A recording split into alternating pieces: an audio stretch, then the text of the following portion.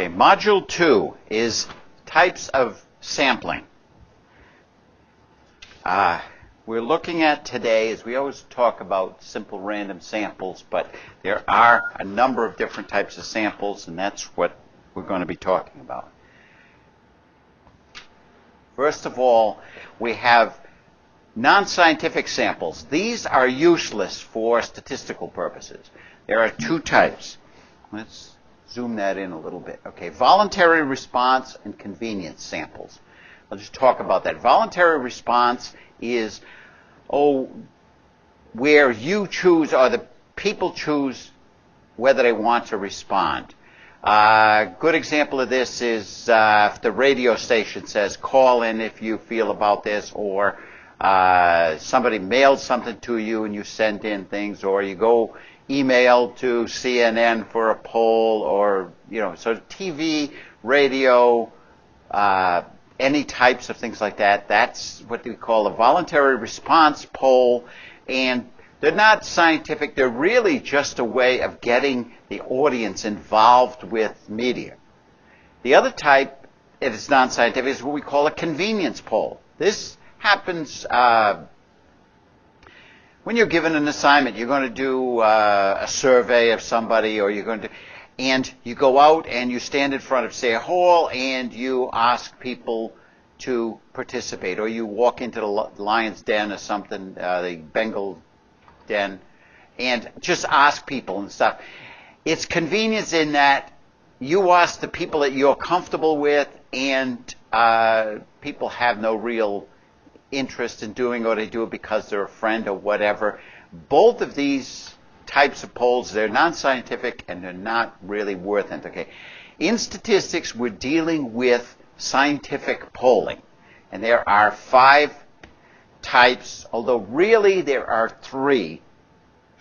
The others come about from that, and I'll talk about that. The first is a simple random sample.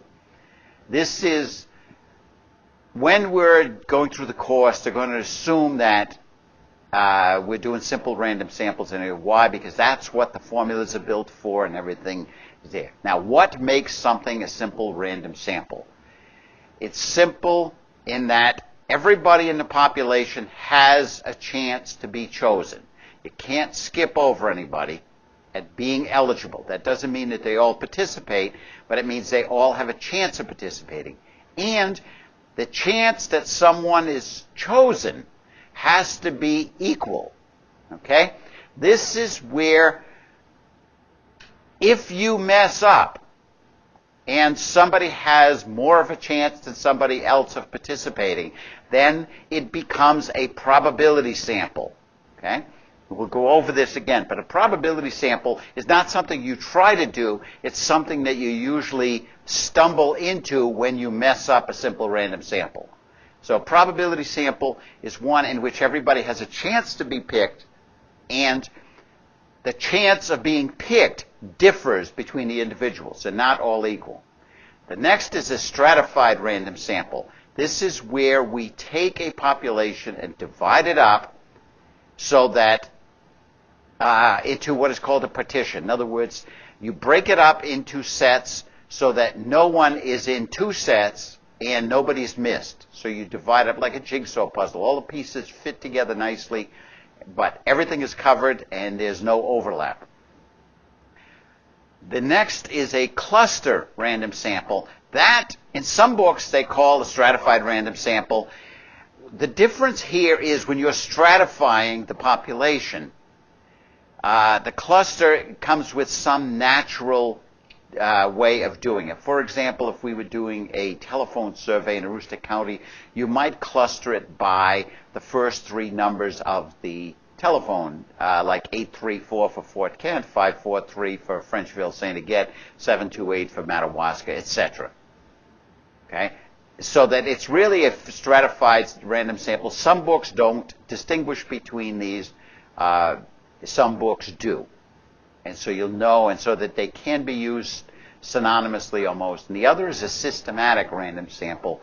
This is where we set up, we do a random sample on a certain part of the population and then systematically replicate that through the population.